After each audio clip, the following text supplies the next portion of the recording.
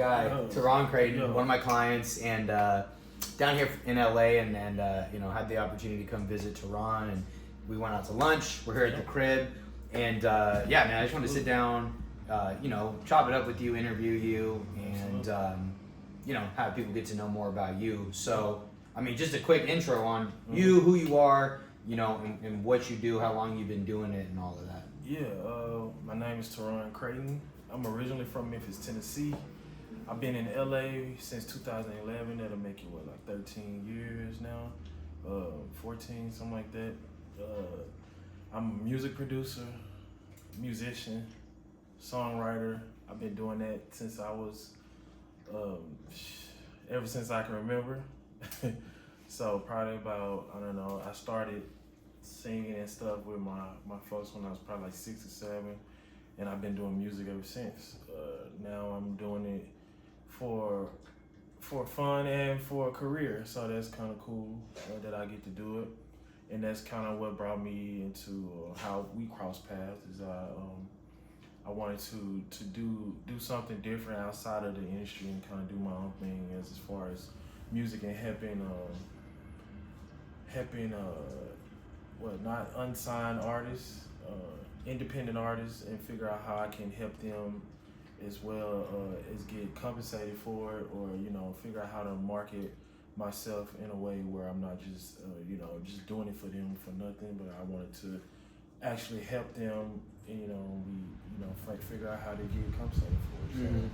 So that's how I ran into you, and man, it's been a pleasure working with you so far. So it's been kind of cool. And hey, that's pretty much. I appreciate that. Yeah. So I'd love to ask this too, because you're, we were talking about this in lunch. A lot of my clients, most of them, have a 9-to-5 that they don't love. Some to pay the bills, and they're trying to get their music going. You're one of the few clients that I've gotten that is already making a full-time income with music in the industry, and then looking for something different. So I want to know, before we started working together, before we even got linked up on Instagram, what was it that you were doing to earn an income with music? And I guess I'd love to know too, how did that lead you down this path of doing something a bit more entrepreneurial? I do musician stuff. I used to tour. I toured for let's say maybe 12 years. I toured for 12 years, and I've always wanted to. I went to college to be a music producer, but because the music production is kind of, when it comes to payment, obviously it's a little slow, and it's kind of up to it's up to who likes it and how. It's a lot that goes on with that, and I've had some success in it, which is cool. And with the touring as well as the recording, so that's been cool. But it was already, to me, it's just too many hands in it to really get it how I want to, and I'm not really it's way different doing it for major labels than it is for yourself, or doing it for your own company. And I've always wanted to have a boutique record label where I break a few artists and and maybe have them be stars that they want to be. So I've always tried to figure out how can I do that in a way, and I figured, if I'm trying to do this for people, why not just get paid for it instead of just doing it for free and then trying to break an artist that way? What if I figure out how to market it in a way where I can still get paid? Where I can get paid and still do the things that I want to do, which is break an artist. So if I find maybe doing this, I can find an artist that I can work with long term and actually break them, and for them to be an artist while they are paying for the product. And also if they're paying, that mean that keeps me on my toes as well, because I can't have them pay me or compensate me for a product that they don't get. So it kind of put a fire under me to make sure that I'm doing what I'm supposed to do in order to advance their career and advance them farther. So that kind of what got me into being an entrepreneur, is just trying to really do it for the independent artists and not really. And I still love because I got a lot of friends signed, and I got friends who are, artists who got, hundreds of thousands of followers, and I still work with them, and I still do that. But like it's just different. Like when I'm doing this directly with somebody versus I do the songs with my friends directly and all that, but after that, then it goes to the managers, right. It goes to the labels, it goes to this, and there's a bunch of people saying, this is what this is what this is, and I kind of got tired of dealing with that in a sense. Well, even though I still do it, but I just figure, what if I start my own thing, and I have my own company, my own business that's running well, and then I can still do that with my friends and stuff like that, and still get paid for that along the way. But and another thing, like I said, I toured for 12 years, and I decided to not tour at all this year. Right. We talked about that when we first had a conversation. Exactly. So I stopped touring, and I won't say I haven't missed a beat, but I haven't struggled. I think that's been one of my things to just keep going and keep doing this, is to just, because I noticed that I can still make a living even without touring, you know what I'm saying? Okay. Touring was a majority of your income before, when you were touring? Yeah, absolutely, because it's you get paid every week or every 2 weeks, however they decide to do it. Plus you're on the road, it takes up your time, you don't have time to do anything else, right? Yeah, well, I was still, like, most of the songs that I've done, that I've been a part of, and I did it all on tour. Okay. A lot of it I did. So you do have some time to do other stuff. Yeah. You still have time. You have a lot of downtime. It's just a bunch of hurry up and wait. But like I've never been like, I always have a keyboard with me, like a portable keyboard, my laptop with my headphones. So I was always working. Like anybody, I'll tell you that. It's kind of what I always just done. So yeah, that's kind of what got me into, just me figuring out how to be the entrepreneur that I've always been, but how to scale it and to get to the next level of what I'm trying to do. Okay. We talked about it at lunch. I'll just ask again, like, before we linked up, what were the challenges that you were going through when it came to the entrepreneurial venture? Marketing has been a big part of my struggles.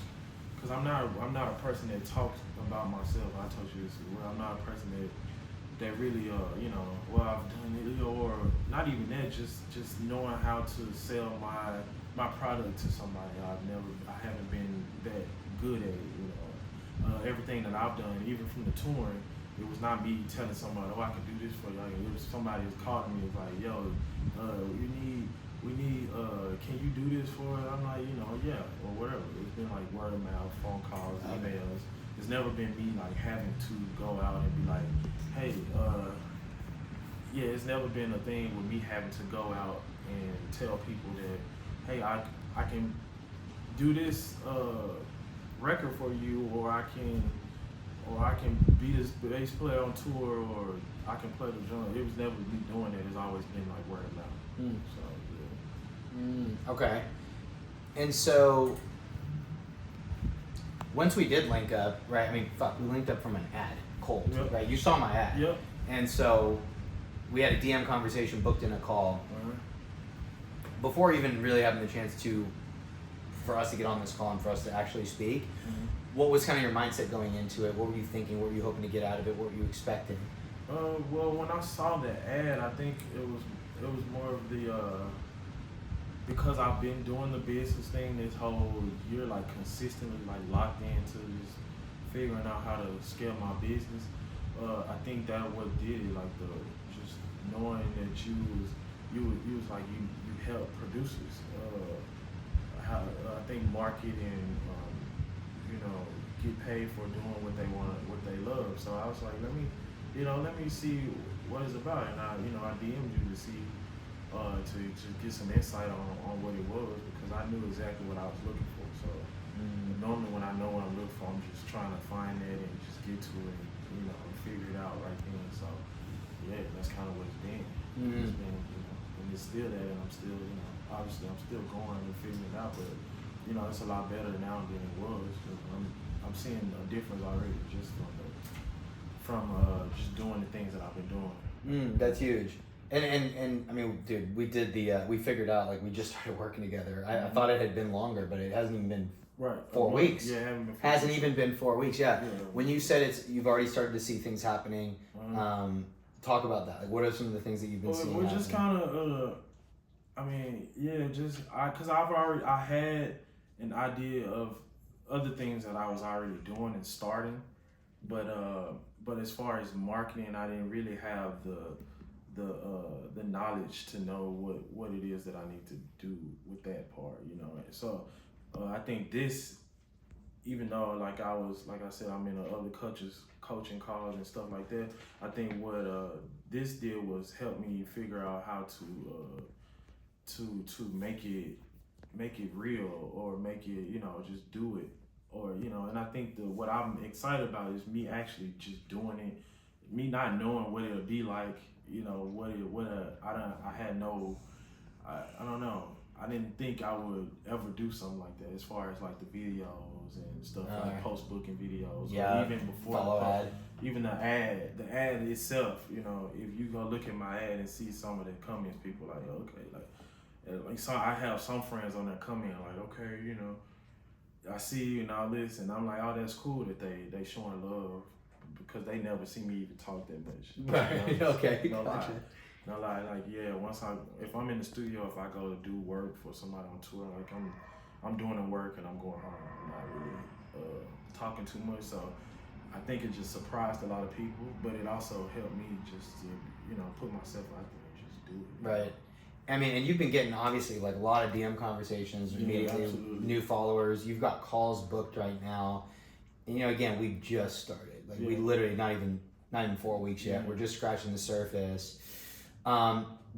Obviously, before we start working together, you're probably thinking, I don't really know what to expect. Like, I see this guy, we're gonna call. Now you're in the process. You've actually we've built everything, which is great. The infrastructure, right? The ad, the DM framework, the post booking video, your book. It's like, okay, we have the whole. You literally have the infrastructure right now, and now it's like getting it in motion and scaling it. So I want to know, from the difference from before we started working together, where you didn't know what to expect. Now things are in motion. What are the goals that you're setting for yourself? What's the expectations you're setting for yourself now? My goals and expectations is always to get better, but now I have a different thing to get better at. So I have to get better at talking one-on-one to people. Right. First of all, that's probably the number one thing. Especially on a Zoom call where we just kind of looking at each other. It's like, you know, and they there to talk to me and to see what can I do for them to help them with their music career. So now I'm on the opposite side of that thing where it's like, you know, normally I'm the one fishing for the help, or you know, the mentorship, and now I'm on the opposite side. So now I gotta switch, you know, complete mindset shift, and figure out how to get better at helping people, and, you know, understanding, asking the intelligent questions to know exactly what it is I need to do to help them and what they need. Right. Know? So yeah, that's kind of I think that's it. Like, that's one thing I definitely right now is in the near future that I want to get better at, for sure. And it's just sales in general. Like, man, I never thought I would try nothing like that. So I think just sales in general, you know, I got to get better. Yeah, for sure. It's it. Selling one-to-one, getting someone to pay you thousands of dollars. Yeah. It's a skill, right? And it's something that's always to be perfected. And, you know, it's just like anything else. You're never done. Right. You can always get better. You can always do more. Right. You can always. There's always more growth for that. But I will say, right, coming from the music world, we kind of all talk about marketing. We all are on social media. So we kind of know about the videos. Like, we all kind of see it. Yeah. But selling one-to-one on a video, charging thousands of dollars, is super foreign in the music industry. Yeah, exactly. Talk about your mindset as how you've had to, you know, just talk about that transition mentally. Mentally, it's definitely been, because I had to shift from my norm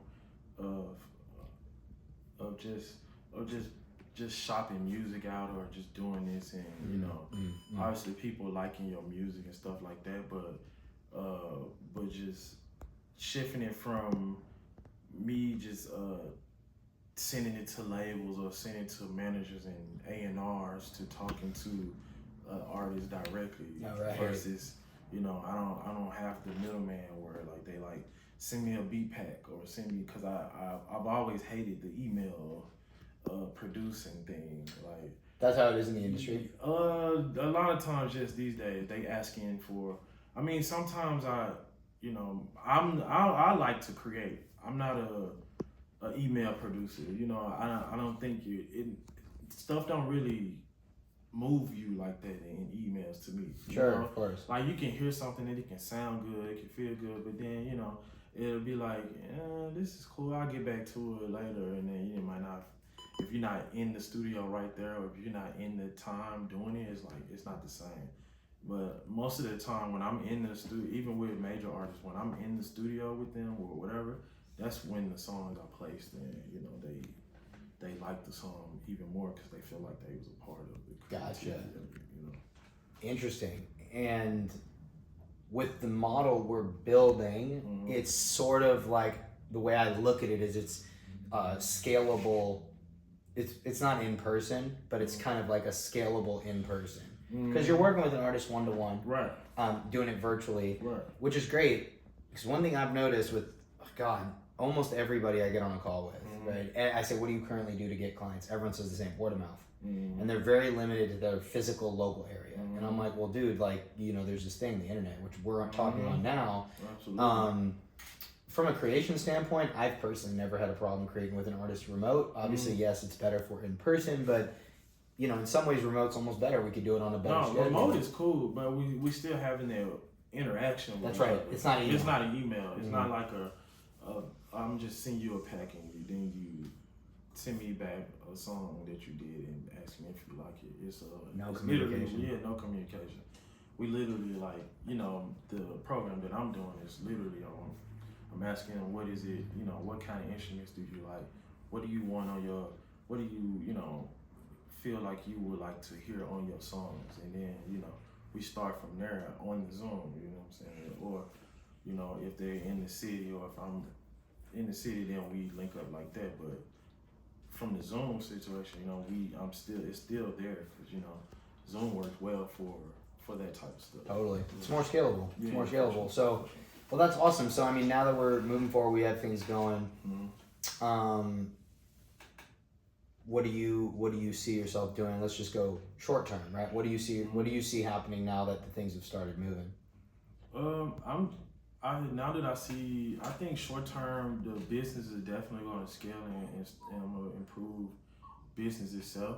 I think we'll improve over we haven't even been a month, you know. Right.